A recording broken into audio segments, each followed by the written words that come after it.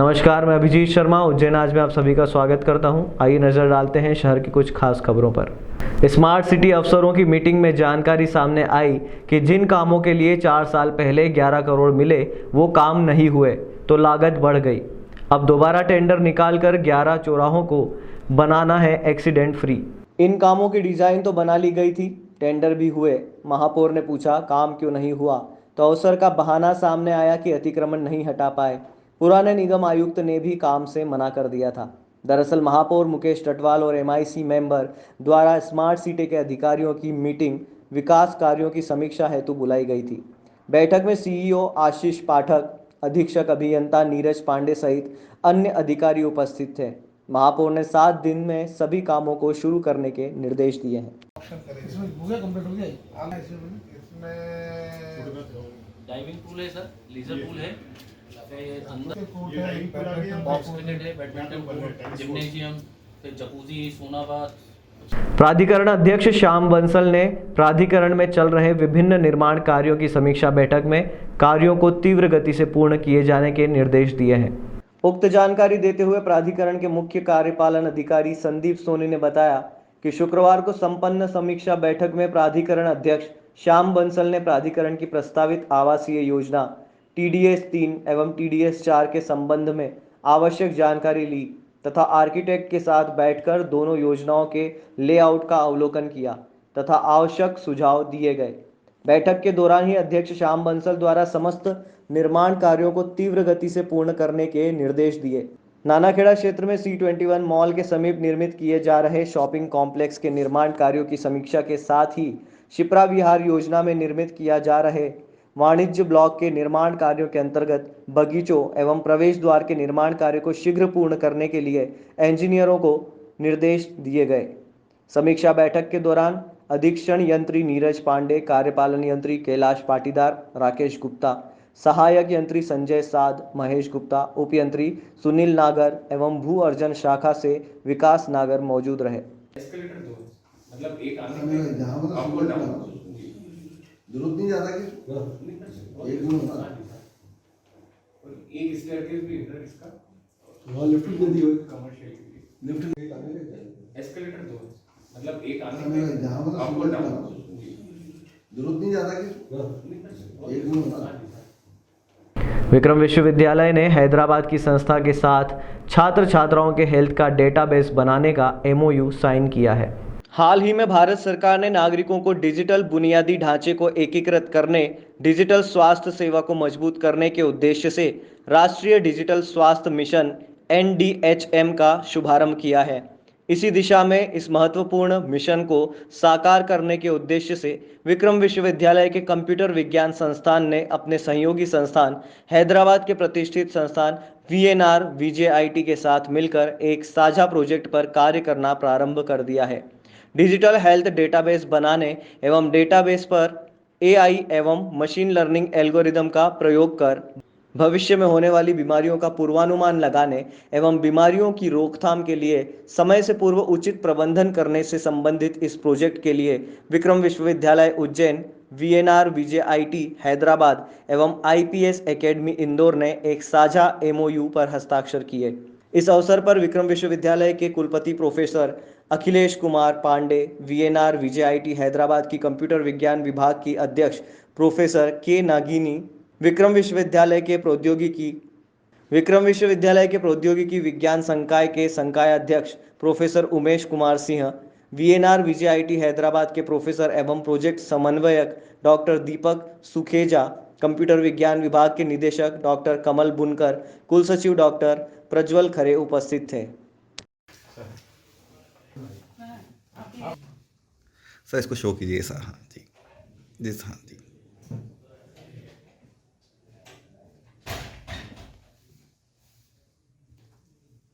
Thank you जी जी thank you ma'am thank you. किस प्रकार से MOU होगा और इसमें क्या प्रोसेस होगी, इसे क्या करेंगे इसमें? आज नई एजुकेशन पॉलिसी में नैक और जितनी भी रैंकिंग है विश्वविद्यालयों को, वहाँ पर कोलैबोरेटिव रिसर्च की बहुत बड़ी एक ज़रूरत है। जी और वैसे भी जब तक कोलैबोरेटिव रिसर्च नहीं होगी तब तक आउटपुट निकलना मुश्किल होता है। उसी को ध्यान में रखते हैं कि विक्रम विश्वविद्यालय ने आज जो है VNR VGIT हैदराबाद की एक बहुत बड़ी संस्था है, जी उससे एक कोलैबोरेटिव प्रोजेक्ट साइन किया है। ये प्रोजेक्ट जो है basically department of science and technology में अप्लाई करना है इसको फंडिंग के लिए, और इसमें बायोमेडिकल जो एक सिस्टम डेवलप करेंगे, जैसे विद्यार्थियों में किस तरीके से उनके हेल्थ के बारे में जो है पूरा डाटाबेस तैयार होगा, उसी डाटाबेस तैयार करने के लिए सॉफ्टवेयर डेवलप करना है। जी। ये सॉफ्टवेयर बेसिकली जो मिनिस्ट्री ऑफ हेल्थ उसके लिए बहुत उपयोगी होगा। मैं चाहूँगा कि इसमें हमारे जो कोलैबोरेटर्स भी हैं वो भी हैं, वो इस पर कुछ विस्तृत जानकारी वो दे सकते हैं। Okay thank you. यह है आपने ये किस प्रकार से कोलैबोरेट किया है विक्रम से? एक्चुअली आज की तारीख में अगर आप जनरेशंस में देखेंगे तो जो भी बच्चे हों, इट्स ये नहीं बोल सकते कि जो हायर सोसाइटीज़ के हैं या लोअर सोसाइटी, सभी बच्चों में मल्टीपल डिसीजेज है ना। बच्चे कुछ जंक फूड खा के जिसको हम आइडेंटिफाई नहीं कर पा रहे हैं, तो हमारे जो प्रपोजल्स है वो कम्प्लीटली बच्चों का हेल्थ डेटा पूरा मेंटेन करेगा और उसके साथ उनका डिजिटल वॉलेट भी बनाएगा। इन फ्यूचर कभी भी कोई, अगर आप आज डॉक्टर के पास जा रहे हैं तो डॉक्टर आज आपका ब्लड प्रेशर चेक करता है और बोलता है कि नॉर्मल है, वो आपको ट्रीटमेंट दे देता है। उसको आपके ब्लड प्रेशर की प्रीवियस हिस्ट्री नहीं मालूम, लेकिन ये जो डिजिटल वॉलेट बनेगा उसके अंदर हर पर्टिकुलर बच्चे का, अगर वो 6 बार उसने विजिट किया है हमारे प्रोजेक्ट्स के थ्रू, 10 बार विजिट किया है, जितनी बार उसने हमारे प्रोजेक्ट्स के थ्रू गया है, उसका पूरा उतने टाइम का BP, ऑक्सीजन लेवल, उसका WBC क्या है, उसके फ्लूइड लेवल क्या है, BCA कंपोजर्स के थ्रू जितना हमने डेटा लिया है, वो डॉक्टर के लिए एक एनालिसिस फॉर्म में, पास्ट फॉर्म में अवेलेबल रहेगा कि जैसे कि उनको जेनरिक नहीं दें, उनको उनकी पास्ट हिस्ट्री मालूम है कि स्पेसिफिक दवाई दें। आज की तारीख में डॉक्टर नॉर्मली, बिकॉज आपका BP आज नॉर्मल है, शुगर आज नॉर्मल है, तो उसके हिसाब से ट्रीटमेंट दे देते हैं। लेकिन अगर आप बड़ी डेवलप्ड कंट्रीज में जाएंगे तो वहाँ पर वो पास्ट हिस्ट्रीज को देखते हुए ये सब ट्रीटमेंट करते हैं। तो हमारा बेसिक मोटो यही है कि हमारी जो जनरेशन है, जिसको पूरा वर्ल्ड वाइज देख रहा है, जिसको हम बोल सकते हैं कि आज पूरी दुनिया की नज़र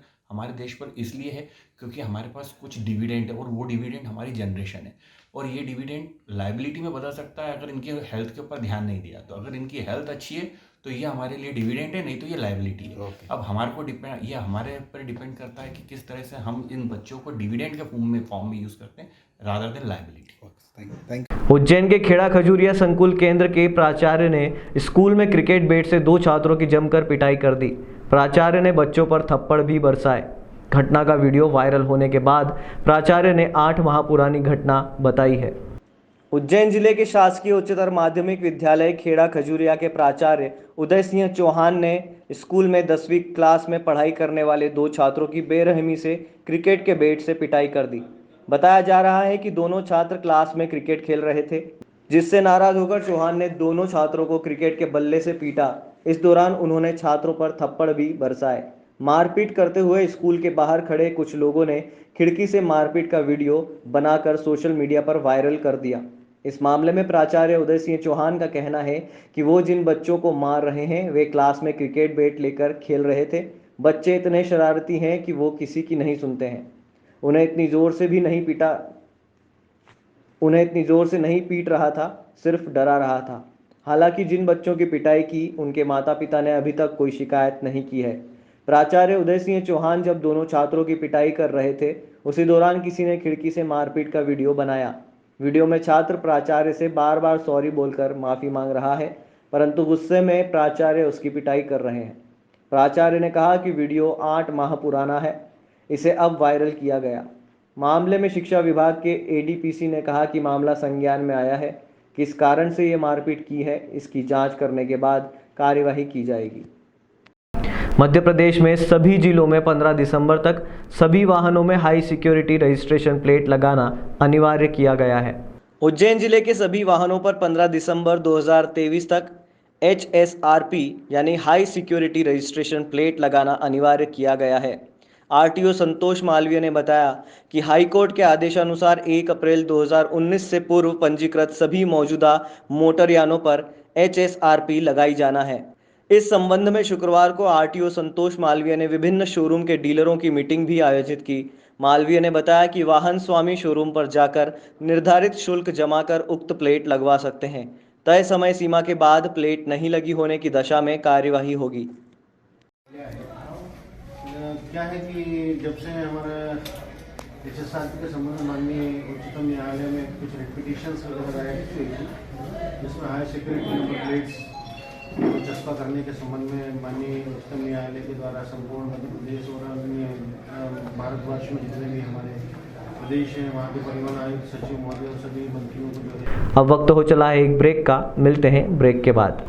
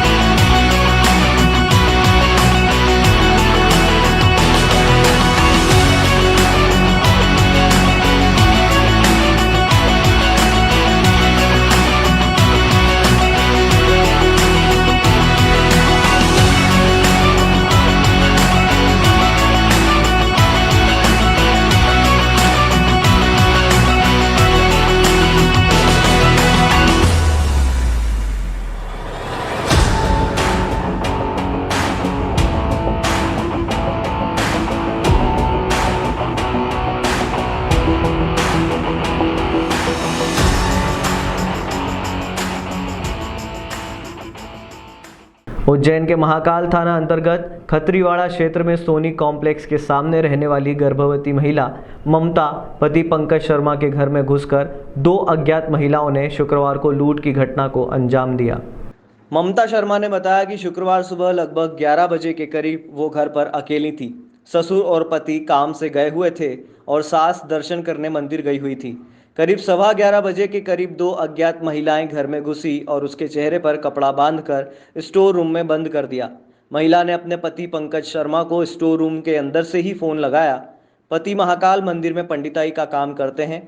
वो आनन फानन में घर पहुंचे। आकर देखा तो घर की अलमारी का ताला टूटा हुआ था और स्टोर रूम में पत्नी बेसुध पड़ी हुई थी। पत्नी की हालत को देखते हुए पंकज शर्मा उन्हें डॉक्टर के पास लेकर गए। शाम को महाकाल थाने पहुंचकर शिकायत दर्ज कराई। इस पूरे मामले में महाकाल थाना पुलिस आसपास के सीसीटीवी कैमरे चेक कर घटना की जांच कर रही है। महिला ने बताया कि लूट की वारदात करने वाली महिलाएं अलमारी का लॉकर तोड़कर 20,000 नगद सहित 1 तोला सोने की झुमकी और 200 ग्राम की चांदी की पायल और कुछ कपड़े साथ ले गई हैं। पंकज शर्मा का परिवार 4 महीने पहले ही यहाँ रहने आया है। सर एक दिन पहले शाम के 6:30 बजे की बात है। तब मैं किचन में काम कर रही थी तो वो गोदरेज की आवाज़ आई ना, जैसे ये इधर से, तो मैं आके बोली मैंने कि गोदरेज में, जैसे मतलब गोदरेज कौन, इनके बोली मतलब कि आप गोदरेज में क्या कर रहे हो। इतने तो वो भग गया, वो आदमी जो भी था वो। मैंने आवाज़ भी लगाई ज़ोर ज़ोर से, इतने वो चला गया था। फिर कल क्या हुआ? लेडीज़ आई थी तो मैं इसी कमरे में थी, तो उन्होंने नहीं, जैसे आई नहीं डायरेक्ट, मैं कोट पहन रही थी तो वो तो गिरा दिया और उस रुमाल से मुँह बांध के मेरे को अंदर धक्का दे दिया। तो मैं तो जैसे बेहोश टाइप हो गई थी। सर प्रेग्नेंट भी हूँ तो मेरे को उस ड्रम से मारा तो मेरे पेट में भी लग गई। तो मैं तो ऐसी बेहोश टाइप हो गई थी। और वो एक और क्या मालूम थी तो औरत थी वो, पर उसने थोड़ा ताड़ी करी, इसमें ईंट से मारा और ये कपड़े वपड़े सब बखेर दिए। अच्छा, और सर मिनट बस 8 मिनट इतने मैंने फ़ोन लगा दिया, मेरे हाथ में फ़ोन था तो इनको इतने वो आवाज़ सुनी और हमारे गेट बजा नहीं, इतने में तो वो भग गई। अच्छा, हाँ, पर वो चोरी का सामान में झुमकी, क्या कुछ पहनी हुई थी महिलाएं? के कलर ब्लू कलर की साड़ी पहने थे बस। दोनों ये महिलाएं ब्लू कलर की साड़ी पहनी? नहीं, एक को देखा सर, एक को देखा ही नहीं मैंने, मेरा मुंह बांध दिया नहीं सर उससे। अच्छा, कितना तो सामान? झुमकी, पायल 20,000 रुपए, बिछुड़ी और कपड़े और पेटीकोट वगैरह। कब की घटना, कितने बजे की घटना है ये 11:15 की समथिंग की घटना है सर। 8-10 मिनट में, ये 11:25 पे तो ये आ गए थे घर। घर पे कौन कौन था उस समय जिस समय घटना? मैं अकेली थी ना, मम्मी मंदिर गई थी अच्छा, और पापा दोनों ये कार्यक्रम में गए थे। जी, हाँ, कहाँ शिकायत की आपने इसकी? फिर पुलिस भी आई थी? हॉस्पिटल गई पहले, क्योंकि मैं प्रेग्नेंट थी तो लग गई थी इधर की साइड, तो पहले मैं वहाँ गई, फिर वहाँ से मैडम ने छुट्टी करी मेरी, तब जाके हमने शाम को रिपोर्ट डाली। रात को पुलिस भी आई थी क्या? सर ने सब देखा नहीं, मैंने बताया उनको, जो आपको बताया वो ऐसा ही उनको बताया। तहकीकात वो भी बोला किसी पे शक है तो सर ऐसा शक किसी पे, दुश्मनी तो ही नहीं तो सर ऐसे शक करे किसी पे। आपका ममता शर्मा।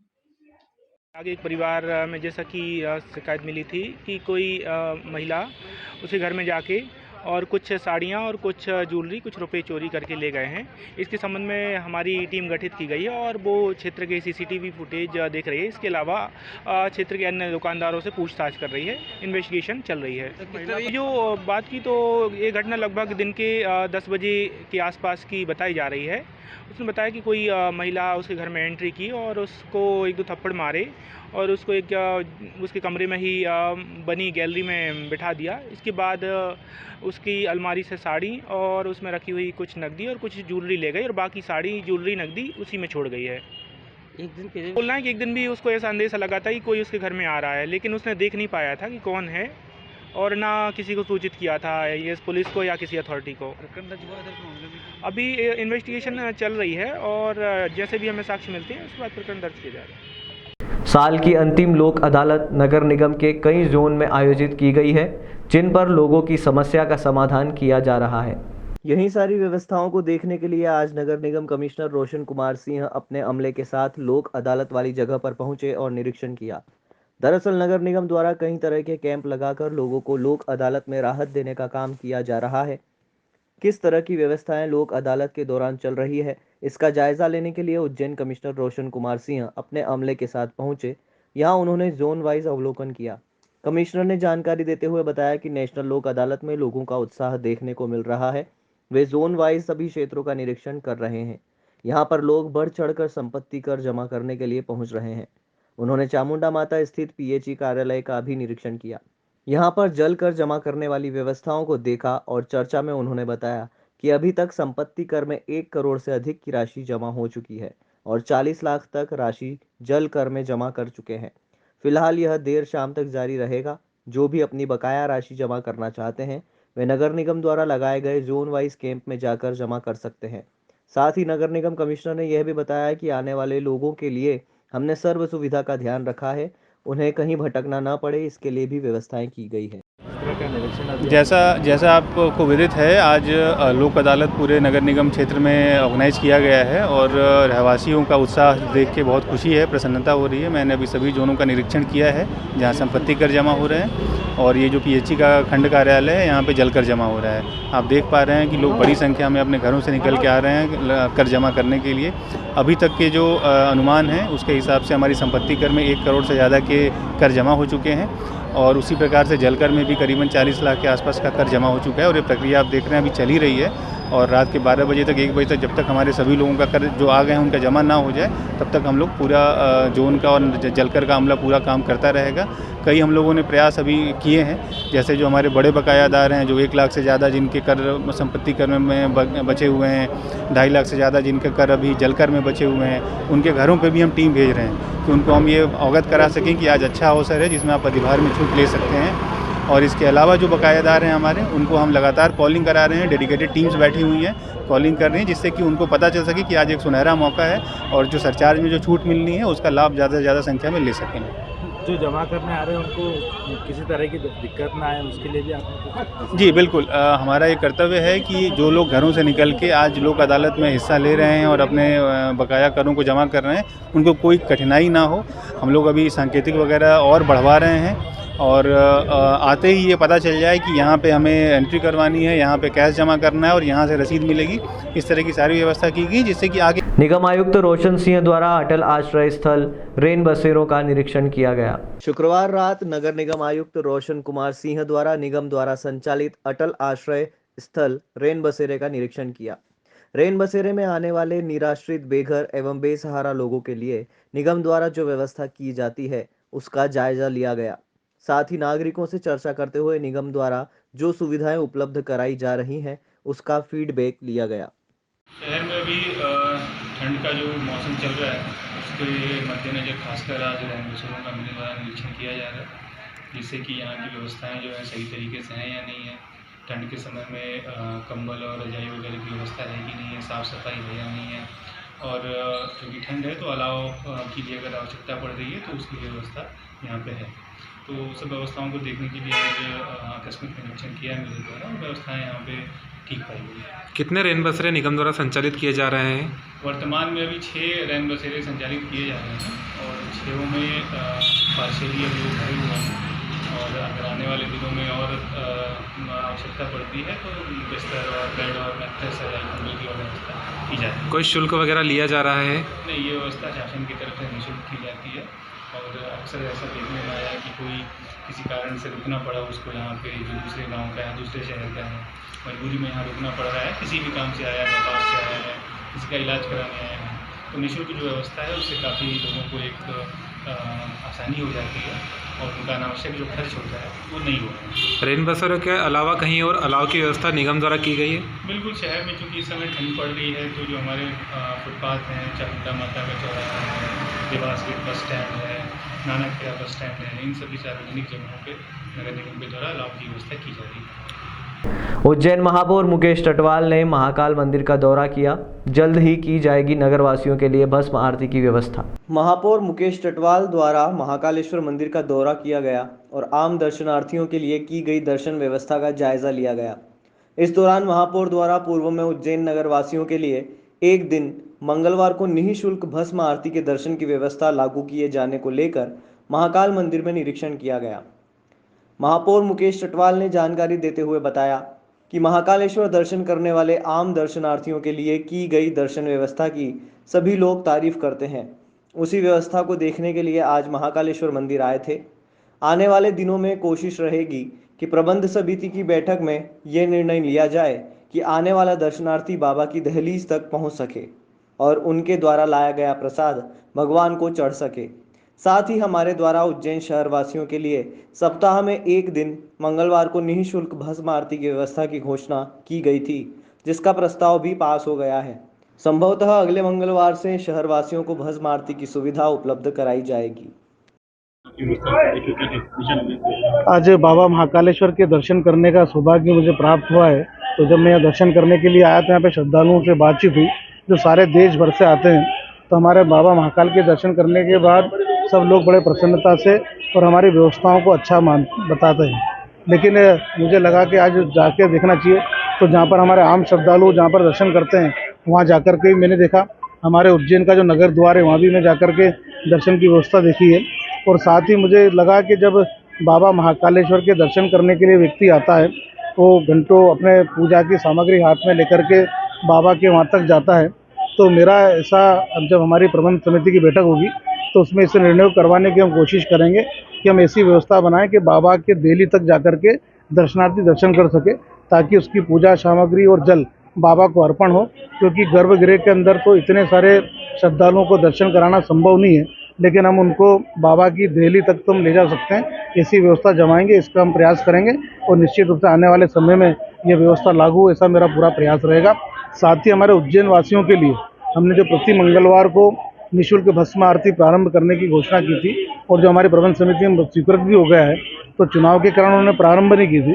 तो मेरा प्रयास रहेगा कि आने वाले मंगलवार से वो व्यवस्था चालू हो जाए उज्जैन के लोग। आज के अंक में फिलहाल इतना ही। अगले अंक में फिर मुलाकात होगी, तब तक के लिए नमस्कार।